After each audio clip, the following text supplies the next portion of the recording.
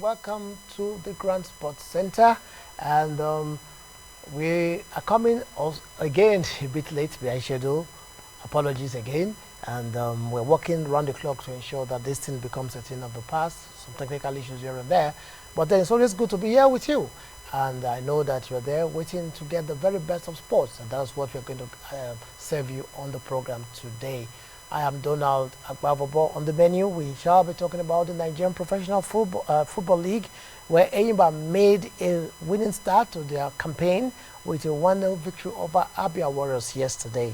Coming from the Minister of Sports, he says that commencement of Nigerian Football League is a welcome development. And a lot of, since it commenced on Sunday, people have been praising and talking about how good it is for Nigerian football. We shall be analyzing all this as we also talk about Enyimba's chances against El Marek when they play in the CAF Champions League second leg next week. As El Marek coach Didier Da Costa is already talking about his side not taking the match for granted despite winning the first leg by 3-0. In English Premier League, there are fears that the league may be forced to go on break. A 2-week break is being muted following the rise in coronavirus cases across Britain. We understand that about 18 new cases were reported in English Premier League yesterday, and this is actually giving cause for concern. We shall be talking about this and also doing a review of the matches that were played yesterday in English Premier League and also the Spanish La Liga. The Super Falcons of Nigeria will be playing in an invitational tournament in Turkey next year. We shall be looking at their chances and what this means for female football. I think this will be the first time the Falcons were playing since 2019, because throughout this year the Falcons didn't play in the match. So coming early next year will be a very welcome development of City Super Falcons regroup once again for a tournament. And also the Minister of Sports on the diary has congratulated new WBF Super Featherweight champion Ridwan Yuyekola. You may recall that he beat his Argentinian opponent over the weekend in Ibadan to get that title. So we have another world boxing title, world boxing champion. Apart from Anthony Joshua, who is the world heavyweight champion, we have Ridwan Oyekola, who is the WBF Super Featherweight champion. Plus Super Eagles watch, and of course the recognition and award given to Israel Adesanya when he won the International Fighter of the Year award in the 12th MMA awards that was done yesterday. So we shall be talking about all this on the program. Sit back and enjoy yourself as you always do on this program with us. I'm joined as usual by Austin Arume. Austin, it's good to have you. Yes, thank you for having me. And Blessing Bassey. It's good to be here. So we shall take a short break, and when we return, we'll go straight to the main issues of the day.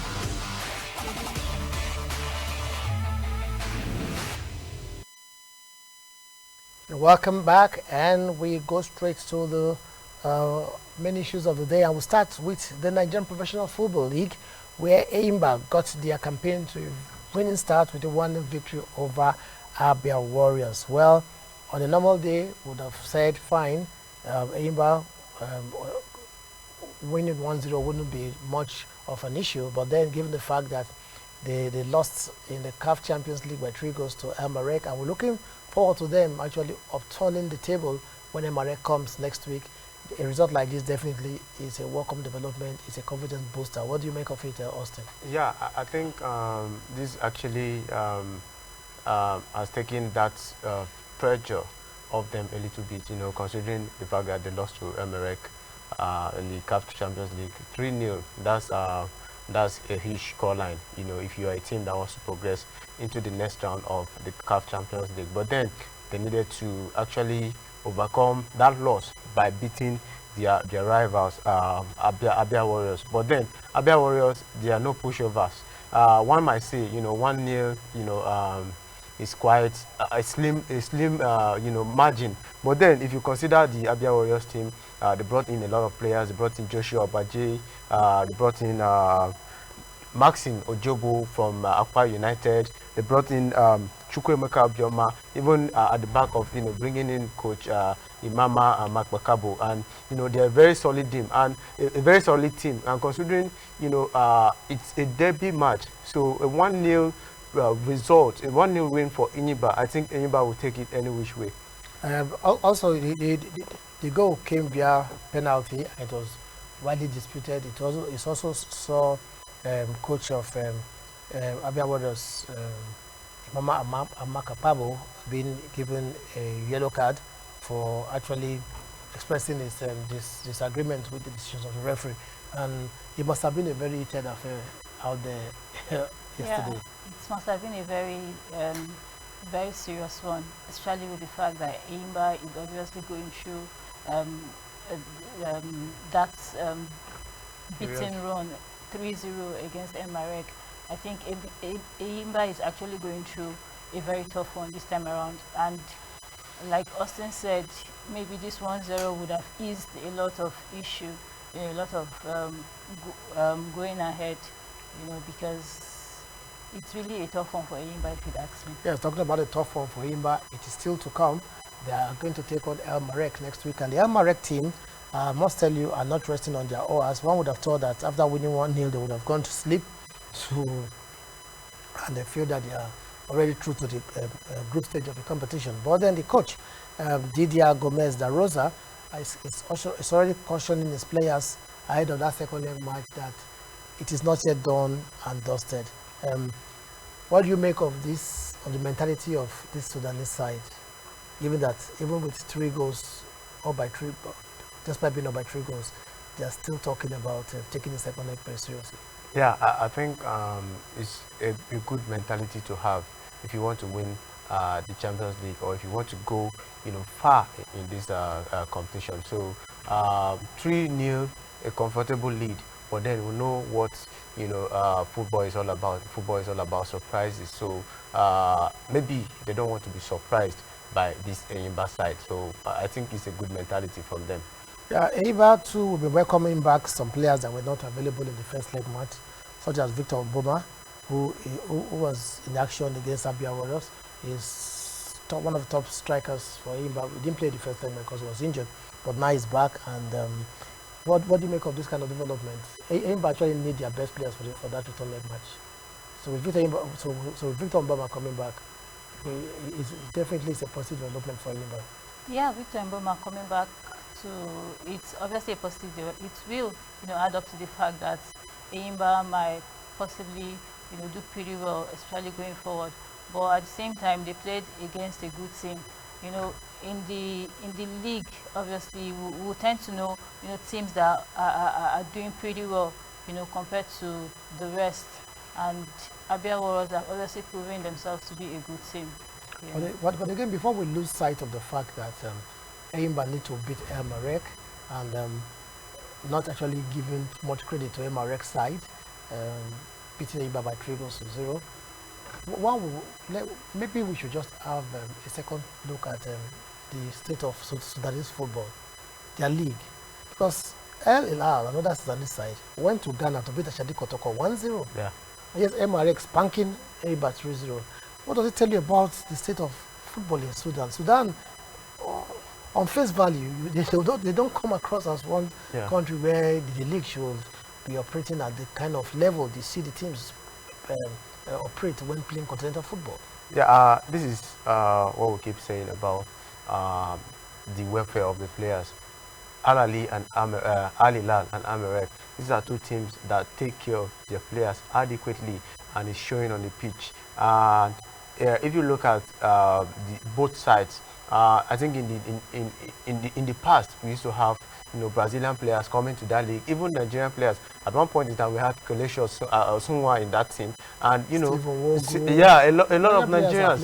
And this is what makes a league tick: your ability to attract players from different countries into your league. And this is what is actually working for the team, Al Hilal and Amerek. And I think if we want to be at the level, I think we should take the players' welfare seriously.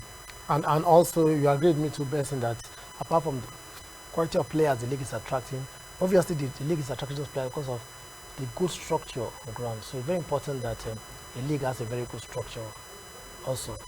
Yeah, it's very important that a league has a good structure. That's to show you how much their league is constantly going on. Because if a league does not, if a league obviously goes on, it shows how it brings the best out of players, and it brings out talent, and a team obviously performs better, becomes stronger and stronger by the day. So it shows how much the Sudanese league is obviously going on and getting better. You learn every day. Who says a big brother cannot learn from a small brother when it comes to football? So we could learn something from Sudanese.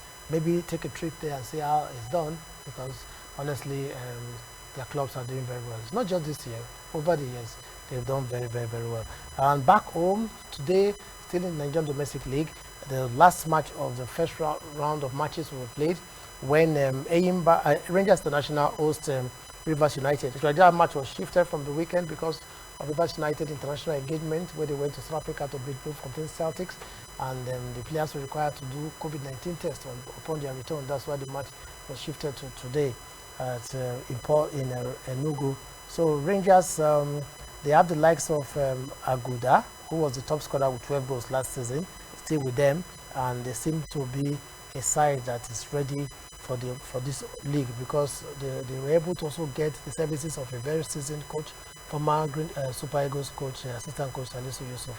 So what do you make of this encounter? I think Aguda has moved to Rivers United already. I think he's their top scorer in the. No, Aguda. Then Abia is with the Rangers. He was top scorer last season. Yeah, so I was taking both names. So it's Abia that's with Rangers. He was top scorer with 12 goals last season. So he's still with Rangers. Yeah, he's still with season, Rangers. While Aguda is with Rivers. Yeah, funny enough, Aguda also played for Rangers in the past, and this is one match I actually look forward to seeing on the screen. But then two sides. Rangers United, they've won the MPFL before under the tutelage of Coach Mark Akpabo, in the past. But then Rangers, they are a good side. When you're talking about the traditional, MPFL teams, Rangers, is up there, and I'm expecting a tough game between the two, because if you look at the situation on ground right now, Rivers United, I think they have the edge, the psychological edge, owing to the fact that they've been involved in continental competitions, and now I think they are actually, if you want to say, they are match fit. And Rangers at this point in time, this is going to be like a first test for them. This is the first time they'll be playing a competitive football. But then let's see what is going to happen against Rivers United tonight. Yes, indeed. Generally, the league has started. Everybody is happy about it. Matches have been played. The match between Rangers and Rivers United will be the last in the first round of matches, and which goes to show that we have successfully completed one round. So week one will be done and dusted at the end of the match this evening between Rangers and Rivers United. which is a very good step forward. And the Minister of Sports, Sunday Dare, is very delighted with this development that the LMC, you know, he was the one to actually charge the LMC to ensure that the league starts before the end of the year. And many of us believe that without that challenge by the minister, maybe the league would not have started, because it was after he spoke that the LMC came out with a date for the conclusion of the league, and subsequently the league started. He has expressed delight that the league has started and has gone ahead to speak volumes about the benefits of the league to Nigerians, to the players, and to businesses around where these matches are being played. Blessing. The minister is happy about the league has started. Nigerians are happy about that the league has started. Generally, we are all talking about all the positives coming out from the league. So, are we say that finally, can we now finally say that since the lockdown since the stoppage of football due to the lockdown and the return again to football action, it is now that the league has started that we can say football has finally started in Nigeria? Yes, what sports without football? You know, the fact that for a lengthy period of time, the football wasn't going on in Nigeria, and thank God, finally football is back, and we'll get to enjoy the game of football, especially with the professional football league in Nigeria. You know, it's going to boost a lot of activities, economic activities, you know, the fun of the game and every other thing surrounding, you know, football. There's so much when it comes to football and sports generally. It boosts a lot of things. So I'm also glad, the same way the minister is also glad. You know, every Nigerian is glad. I'm glad yes. as well. So we've been talking about it. If not for any other reason, week in, week out, young Nigerians that get to be engaged positively and providing entertainment for us, and ensuring that Nigeria is counted among the nations where football activities have actually started in full swing. And talking about the league and the home-based players, they have received all the assurances that they are going to be part of the Super Eagles, that those that are good will definitely be given equal opportunities in the league. This is coming from the president of the Nigerian Football Federation, Amaju Pinnick. And we understand that Grande, our Super Eagles coach, has already started watching matches across the country to ensure that he picks the best select. He was in Aba for the battle between Eyimba and the Abia Warriors yesterday. So I'm sure that he's going to be in a no-good today for the Rangers and Rivers United. So it's always scouting around for good players. And the president of the NFF, Amaju Pinnick, has assured the home-based players that if you are good, you'll be part of the Super Eagles. Yeah. How comforting and how much of a confident builder will this be for the home-based players? I think it will actually give the home-based players a confidence boost, you know, considering how they've been neglected in the past. I think when Raw came in initially, there were actually two home-based players out of the Super Eagles. Ezenwa and the experienced guy from Kano Pillars, Abiu Ali. He was part of the Super Eagles when Raw came in. So it shows that, you know, we can actually incorporate our Super Eagles, bring the home base and the foreign base together. You know, some of these home base players, it's not as if they are not good, but sometimes you need good players around you to amplify, you know, your talent. So I think it will actually give them a boost right now. I'm sure they are all raring, you know, to be part of the Super Eagles. And of what effect will this be on the standard of our league? Because, as you know, if you are playing in the league, I know that if you play well, the coach of the national team is watching you. The tendency for you to give it your best will be there. So, how much of how do you think that this can rub off on the quality of football we're going to see in the league this year? If you'd ask me, I think the presence of the league is going to be a much more interesting one, because judging by the fact that with the present situation of what's going on, especially with the Super Eagles and the age competitions, I believe that the league is going to be competitive, and the fact that players will obviously want to prove themselves. Knowing that Ganatro is there watching. Yes, exactly. Well, so much about the Nigerian league, and we just hope that as we started on a very good note, so it will continue and it will end on a very good note. So we'll keep on talking about Nigerian Professional Football League here, and also other issues that relate to Nigerian football generally, especially or it has to do with the Nigerian players. Well, we'll take a break now, and then when we return, we shall be talking more on the program. This time around, we shall be talking about the Super Falcons. They seem to have finally gotten themselves an engagement to look forward to. That will be coming up in February, an international competition, invitational competition in Turkey. After not playing or assembling together for 1 year, I think it will be a very good development to see the Falcons come back again, if not just for assemble as a team again and then play together as a team again. We shall be talking about this when we come back from the short break.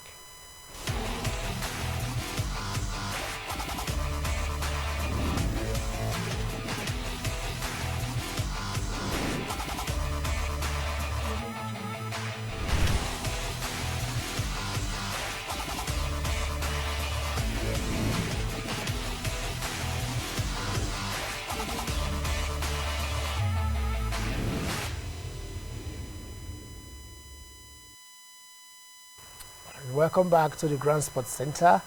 The Super Falcons, who are reigning African champions, will take part in the 2021 Turkish Women's Cup. And the invitational competition will hold in Alanya, Turkey from February 15 to 25. So Super Falcons will be playing, and after one whole year of not playing together as a team, they'll be coming together. Is this tournament just a mere formality just to see them together, or you think that it may go a long way in also contributing to whatever plans that the Falcons handlers have and the Nigeria Football Federation has towards assembling a very strong team? Yeah, I think in as much as you might want to see it as a gathering or a formality, this is actually important, owing to the fact that the Super Falcons, they've not been involved in any kind of match, whether competitive or even on a friendly basis, for over a year, and this is something they need right now. So I must commend whoever is responsible for this, for bringing the Falcons together. Don't give credit when it's due, and when it's time to read them too. But when they do well, but I have to commend them for this. If the Super Eagles are playing, I believe the Super Falcons should also play. Also, we have a new coach, a foreign coach, and I don't really think he has had time to get to know the players. So I think this will be an opportunity for him to get to know the Super Falcons players. Also, apart from the tournament in Turkey, the NFF has also arranged a two-leg friendly match against the Atlas Lionesses of Morocco, and that also will take place in February. So it's a very busy February for the Super Falcons, and this series of engagements positive for women football, and also how far do you think it can go towards ensuring that we actually build a very strong Super Falcons team? Given the fact also, just like Austin said, we have a new foreign coach, so an opportunity for him to finally get to meet the players and also spend ample time with them. Well, I feel the Super Falcons, in their caliber, for a particular period of time, 1 year to be precise, are not playing football. I mean, it's really worrisome. I'm glad that not their fault. The COVID-19 lockdown contributed to COVID-19. Yes, and even with the COVID-19, they were able to move, ahead, one place ahead in the FIFA ranking. Yes, which is a good thing for them. Shows how much they've had that consistency. But at the same time, we are glad that the Super Falcons are going to play world football again. So it's good to have them back, and we look forward to those matches, both the friendly match and the invitational tournament, with great expectations, because the team is like in the rebuilding process with a new coach. So we want to have an idea, a glimpse of what this new coach has in store. Well, we'll take another break, and when we return, we shall be talking about English football.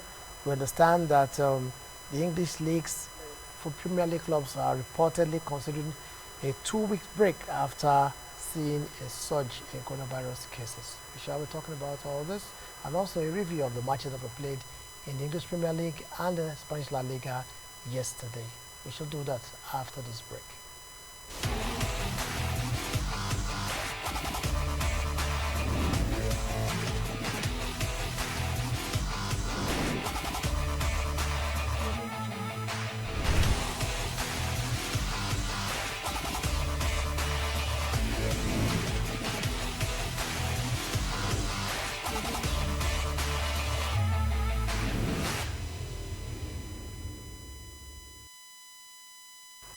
Welcome back to the Grand Sports Center.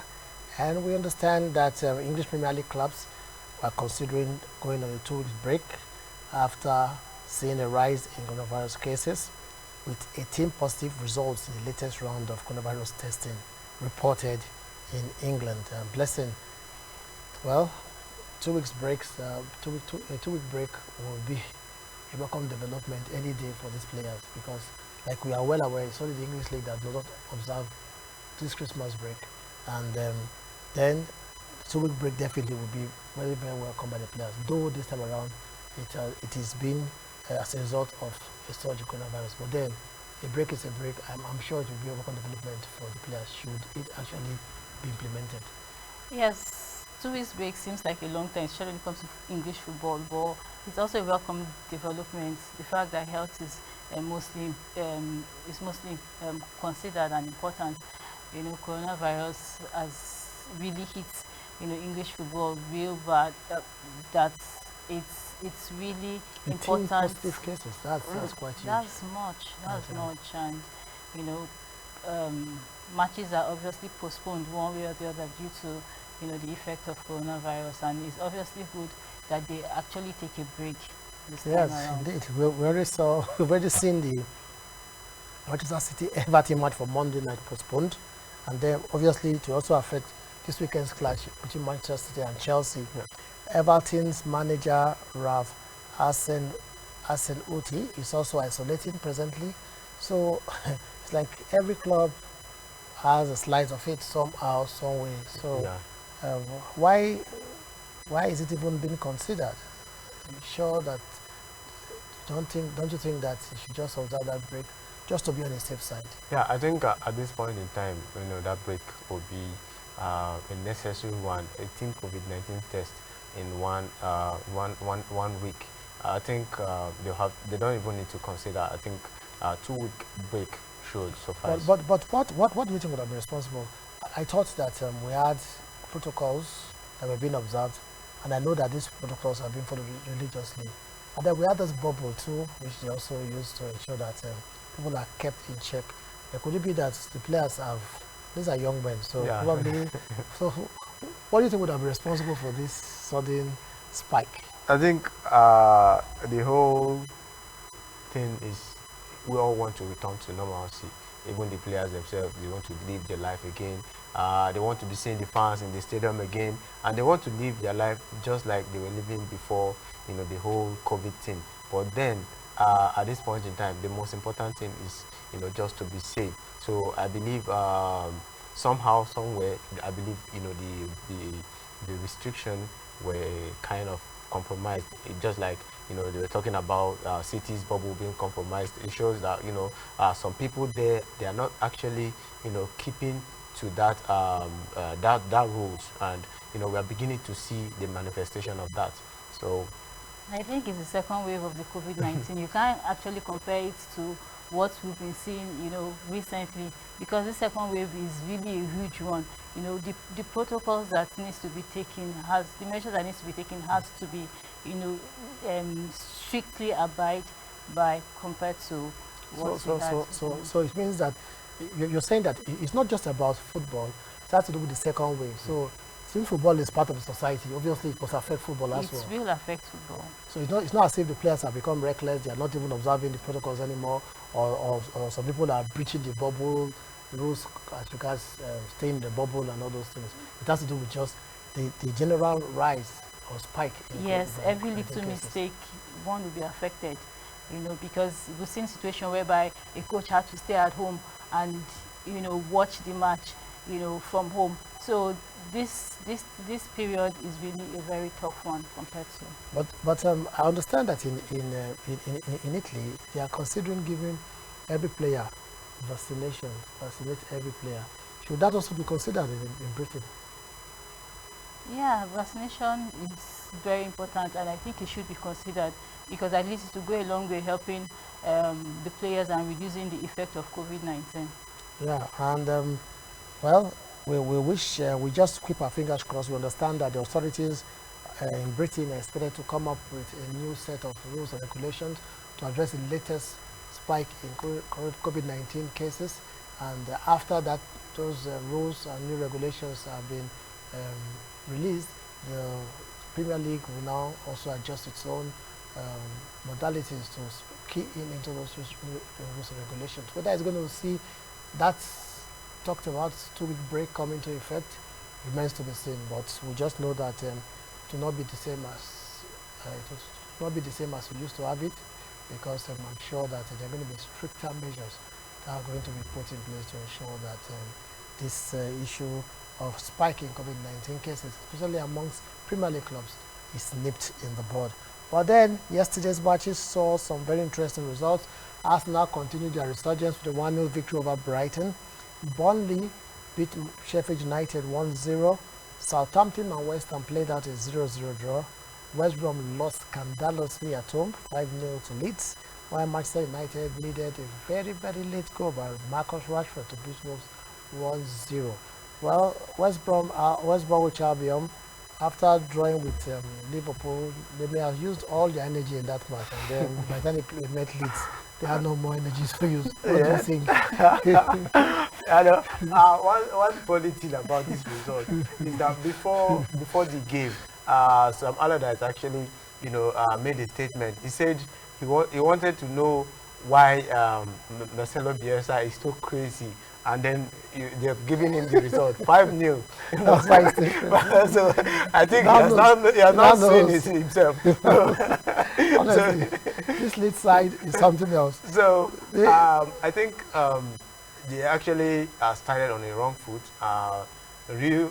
Leeds United, they started very well, on high intensity, octane kind of football, and then it worked for them, and the goals, started flowing. I think before the end of the first half, they were already 4 goals up. They only added the last one at the. Austin, when they played Liverpool, they came up with this plan that we're going to defend, sit back and defend. Yeah. Even when Liverpool went ahead, they sat back because playing against Liverpool and losing 1-0, it's still going to be a respectable result. Yeah. But somehow they got that equalizer, and fine, they did very well.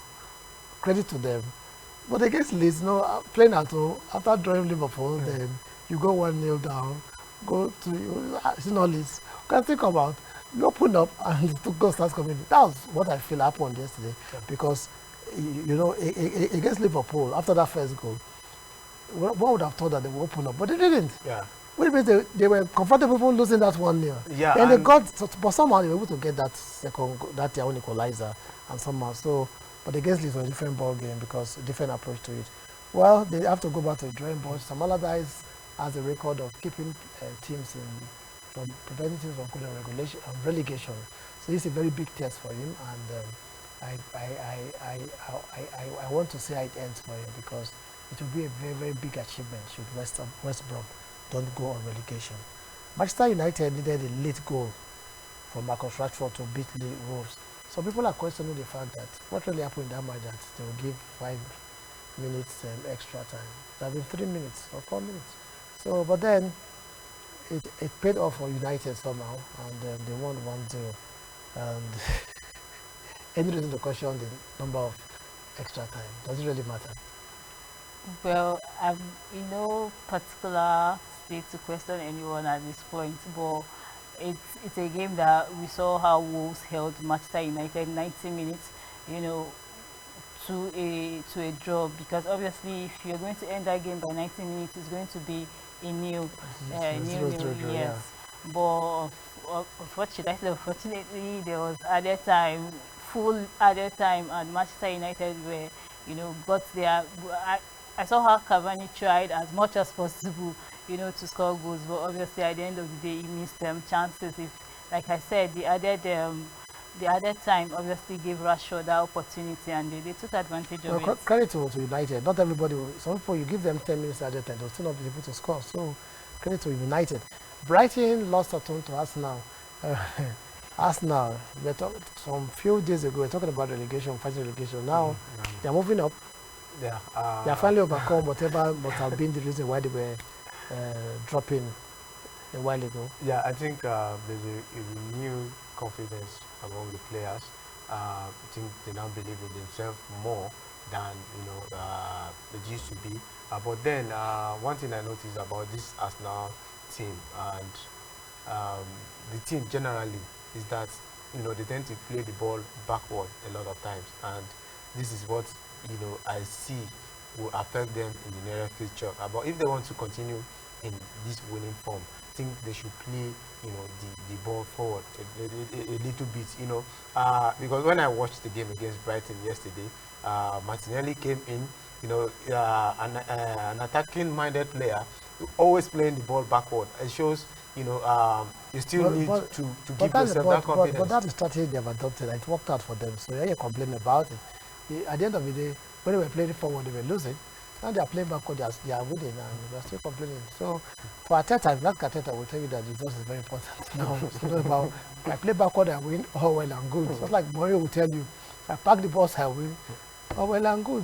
So that's how every coach has his own strategy, and they seem to be working for him for now. Burnley beat Sheffield United 1-0. Sheffield United have not won a match this season. Can we say that this is, of all the teams, a sure candidate for relegation? So Sheffield United, or is it still too early for us to say that? I think it's too early for us to say that. We're already halfway through.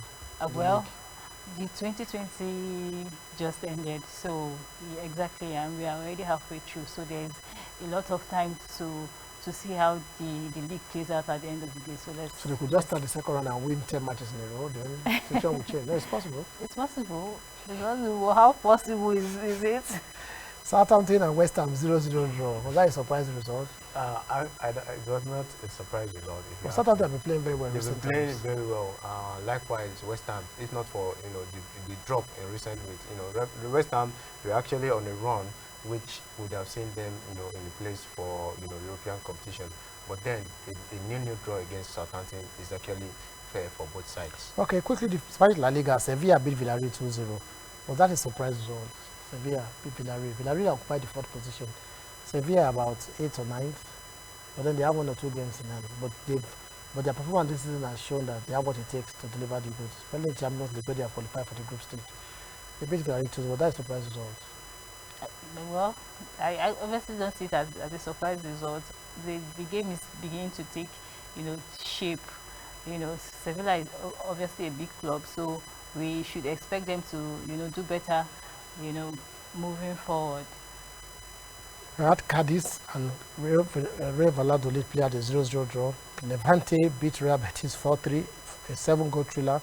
Then Barcelona were held to 1-1 draw by Eibar at Nou Camp. Can we really say the Barcelona has put their initial sloppy start to the season behind them, because they are still not firing on all cylinders? Yeah, I think you can actually excuse them for yesterday's game. Why? Because they fielded a lot of young stars in that game. Coutinho started on the bench, in as much as Messi was on. Alternatively, what other players do you have apart from Messi? They had Dembele on the bench, Busquets on the bench, a lot of their players, and they used, the back line they used yesterday. I'll say it was somehow inexperience that cost them the game. Araujo actually made the mistake that led to the Eibar goal. Do you know how many goals Barcelona have conceded this season as a result of mistakes by players? Yeah, but so it means it's still an issue that has not been dealt with. So, yeah. So we cannot categorically say that they have actually been able to put their sloppy starts behind them, because some of the things that contributed to a sloppy start at the beginning of the season are still very much there. Yeah, the fact that they play with young players, is it an issue? Those are the squad players they have at the moment. Yeah. That's what I asked. Apart from Messi, which other person that did not play that should have been? Basically, the Barcelona squad, that is Barcelona squad for this season. Yeah. I would still, want to give them an excuse, owing to the fact that they all went for break. They're coming back. And everybody not go for break. Anyway, let's put a stop to it then, because we'll definitely keep on talking about this issue for a long time.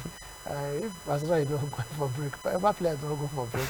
So I wonder where Austin is coming from. But we just hope that they'll get it right, because Kuma is a very good coach, somebody I respect a lot. Both when he was a player and now as a coach, very good player. So I want to see him succeed, and I hope that they will be able to turn the corner very soon and begin to post those kind of results that we expect from them. We'll take another break, and when we return, we'll see whether we can mention 1 or 2 other things that happened before we go, because we're really out of time. We'll take a break now.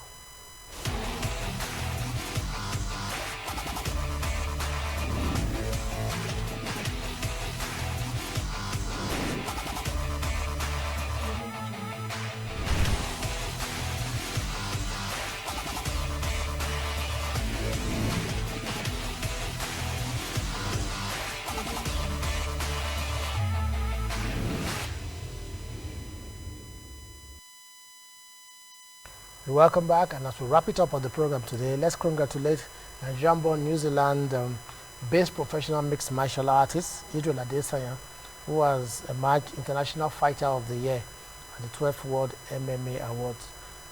That's a Mixed Martial Arts Award. Was named, won the award of International Fighter of the Year. Blessing. Idril Adesanya, he has done very well this year, won all his fights this year, and proudly representing Nigeria too.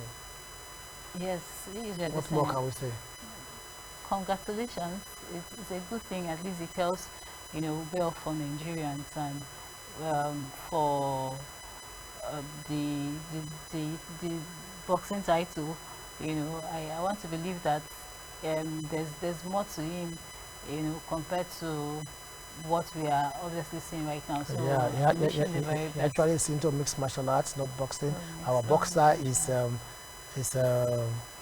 Ridwan Oyetola, who won the World Boxing Federation Super Featherweight Champion at the weekend. And the Minister of Youth and Sport Development, Sonny Dare, has congratulated him already. And it's like he just slipped, secretly won the world title. Nobody knew somehow before. You started imagine that this is a new world champion. For you can say we can proudly say that Anthony Joshua is the world heavyweight champion in Nigeria, and also the world WBF super featherweight champion is also a Nigerian, Ridwan Oyetola. So they are in that category of world champions. So what more can we say? The minister has congratulated him, which is the right thing to do because he's actually making Nigeria proud. Yeah, I'll say it's not. I will not say he just popped up from somewhere. He has been actually working for this, and then bringing the fight down to Nigeria in Ibadan to be precise, and then beating the Argentine. It shows the young man has actually been preparing, and we just want him to continue winning, if possible. Win all the title available at that division. No problem, and we are continue to wish him well in his career. He's just starting. We hope that he will get to defend this title as many as 40, 30 times. Well, that's a tall order, you may say, but then wherever the history of WBF Super Featherweight title is written, his name will be there, and Nigeria's name will be written against his name. So that's the good news we have. Here we'll wrap it up with the program, but quickly let me just mention some Super Eagles watch, no time to talk about it. The young Nigerian Paul Mokairo plays for Anderlecht, has been described as a player that has all it takes to become a great star in the future. This coming from no other person than Mason Company. It's come from former Manchester City captain who is now coach of Anderlecht. Mokairo is playing under him. He said Mokairo has what it takes to become a world star. He's working with him closely every day, so he knows what he's saying. Mokairo has so far scored 2 goals and provided 3 assists for Anderlecht this season. 20-year-old on loan from Antalyaspor of Turkey. So that's just the bit from Super Eagles Watch. And this way we'll wrap it up on the program Grande Sports Center for today. We hope that you've enjoyed it. The year is coming to an end. Tomorrow is the 31st. We'll be coming your way with the last edition for the year. And what an edition it will be, because we use the opportunity to talk about things that have happened in the course of the year, the highs and the lows, the good and the bad, and of course those things that have given us cause to laugh and enjoy and be happy about in the course of the year in the world of sports. So stay with us tomorrow. We'll be looking forward to having you join us once again as we return. Come your way, same time, same station. Let me quickly thank, as usual, Austin Arume for being here. I always make the mistake of thanking you first. They say ladies first.